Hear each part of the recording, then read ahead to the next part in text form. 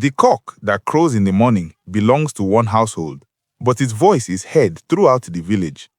Today, that voice echoes loudly from the streets of Abuja, where ordinary Nigerians gathered to demand a fairer future for our democracy, only to be met with clouds of tear gas and the heavy hand of authority.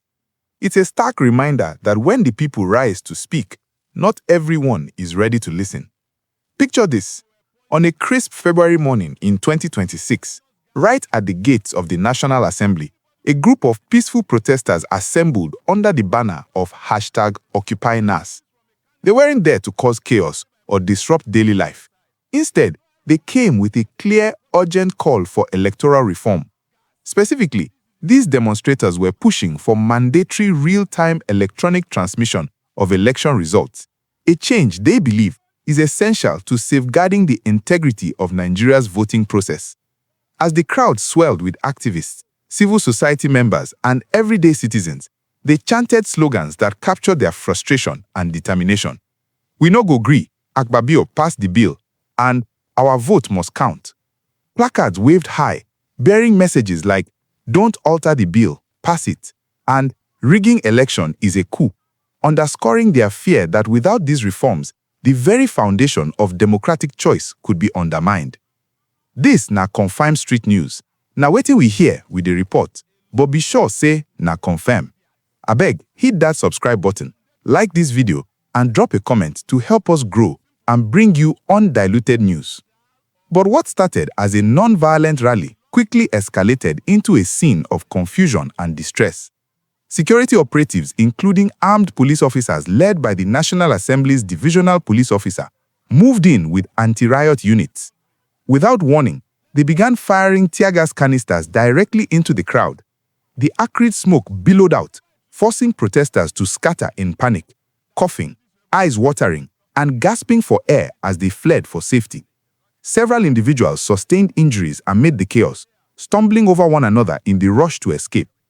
Even as the initial wave of protesters dispersed, they showed remarkable resilience, regrouping near the assembly gate to continue their demonstration. However, reinforcements soon arrived in multiple police Hilux vehicles, carrying more armed personnel, who unleashed additional rounds of tear gas. The air filled once again with the choking gas, and demonstrators were seen running in all directions, their peaceful assembly shattered by the forceful response. If you are watching this and feeling the weight of these events, hit that like button if you believe in the power of peaceful protest.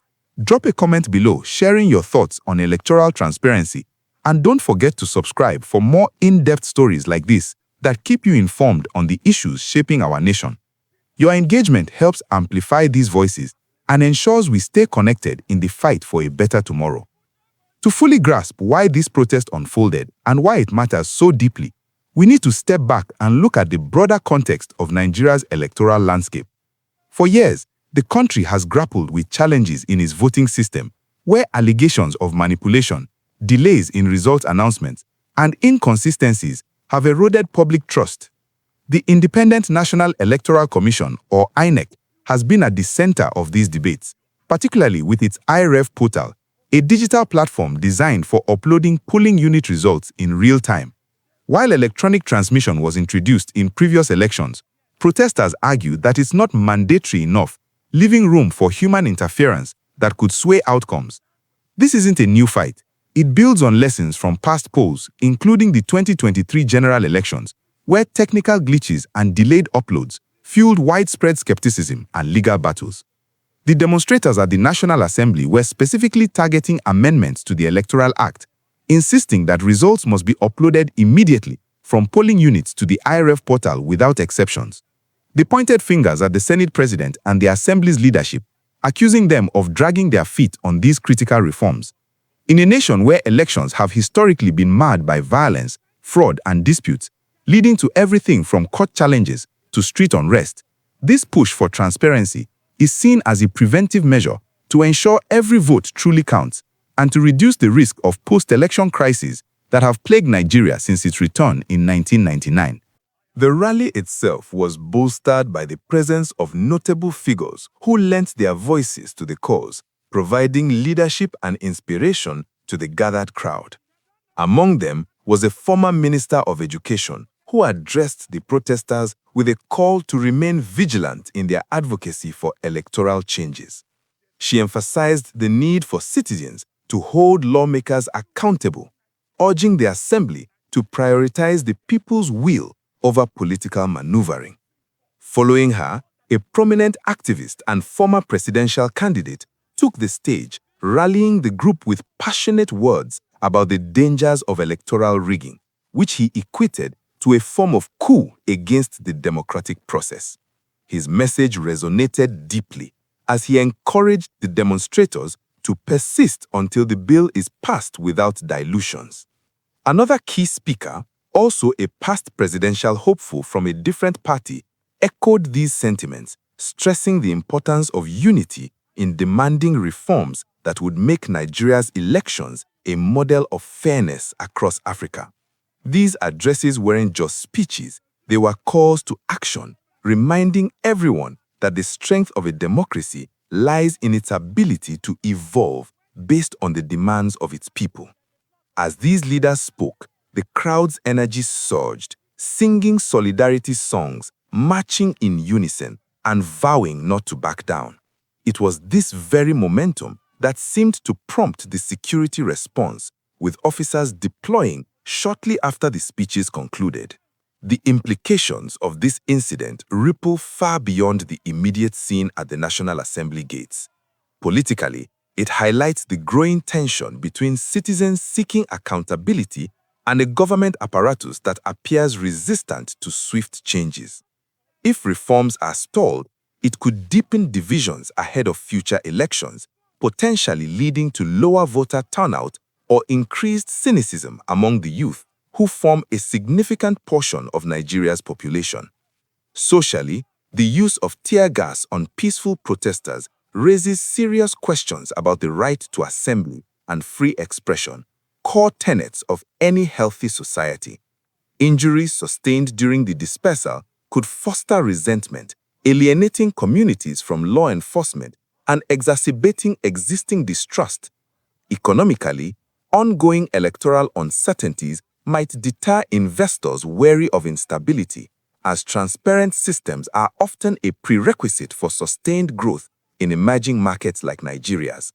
On the security front, while the police action was aimed at maintaining order, it risks escalating peaceful demonstrations into more confrontational ones, straining resources and diverting attention from other national priorities like combating insurgency or economic recovery. In a broader sense, this event underscores the fragile balance between authority and public dissent in a democracy still maturing after decades of military rule. Public reaction to the tear gas deployment has been one of defiance and solidarity, at least from those directly involved. Despite the discomfort and fear induced by the gas, protesters regrouped multiple times, their chants growing louder in the face of adversity. The arrival of one of the key activists at the gate further invigorated the crowd, turning what could have been a rout into a symbol of resilience. Broader societal responses, while not fully captured in the moment, can be inferred from similar past events. Civil society organizations often condemn such tactics, calling for investigations into excessive force, while supporters of the status quo might argue that protests near sensitive government buildings necessitate quick interventions to prevent disruptions. Opposing perspectives could include views from security experts who maintain that crowd control measures, though harsh, are necessary to protect public infrastructure and ensure lawmakers can work without interference. However, without an official police statement at the time, these viewpoints remain speculative, leaving room for dialogue on how best to handle civic expressions in a way that respects both order and rights. And as we wrap up this deep dive into a day that tested the limits of peaceful advocacy, remember, your voice matters too. If this story has you thinking about the future of our elections, like this video to show your support, comment with your predictions on what might come next, and subscribe to the channel for ongoing coverage that keeps you ahead of the curve. Together, we can stay informed and engaged.